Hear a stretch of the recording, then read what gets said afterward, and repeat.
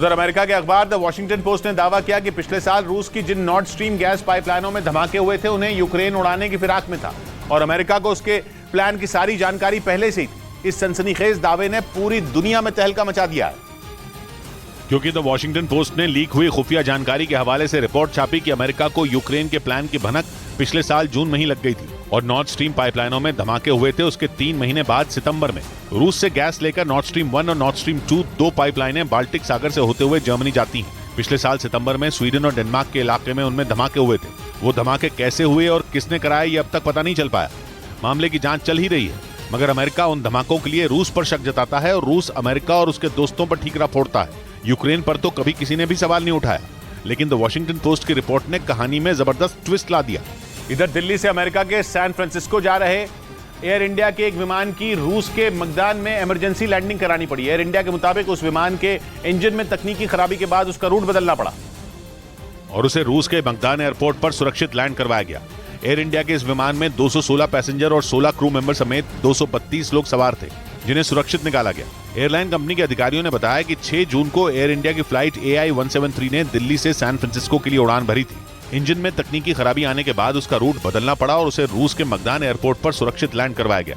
इस बीच दिल्ली के जामिया नगर इलाके में संदूक से 2 बच्चों के शव मिलने से सनसनी फैल गई। दोनों बच्चे एक ही परिवार के थे, जिनकी उम्र 8 और 6 साल थी। बच्चों के शव मिलने के बाद इस मामले की सूचना पुलिस को दी गई, क्योंकि परिवार ने बच्चों की हत्या कर शव संदूक में रखे जाने का आरोप लगाया। बताया गया कि बच्चों ने दोपहर करीब 3 बजे अपने माता पिता के साथ खाना खाया और वो खेलने चले गए।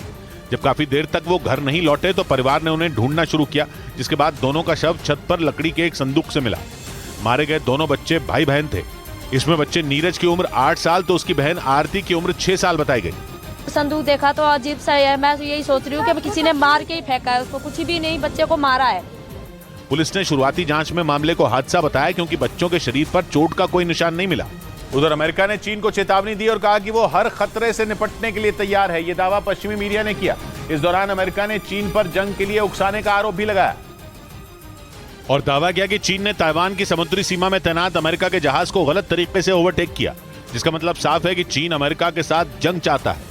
ऐसे में अमेरिका भी चीन को जवाब देने के लिए पूरी तरह तैयार है। पश्चिमी मीडिया ने दावा किया कि अमेरिका के नेशनल सिक्योरिटी काउंसिल के प्रवक्ता जॉन कर्बी ने बयान दिया कि चीन ने पिछले 10 दिन में 2 बार ऐसी उकसाने वाली हरकत की जिसे अमेरिका बिल्कुल बर्दाश्त नहीं करेगा। जबकि इससे 2 दिन पहले चीन और अमेरिका ने बातचीत पर सहमति जताई थी, लेकिन अब अमेरिका और चीन में फिर तनाव बढ़ गया।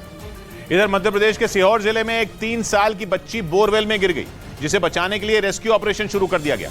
इसके लिए प्रशासन और NDRF की टीमें जुट गई, साथ ही सेना की मदद भी ली गई। लेकिन बच्ची को निकालने के लिए रेस्क्यू टीम को काफी मशक्कत करनी पड़ गई।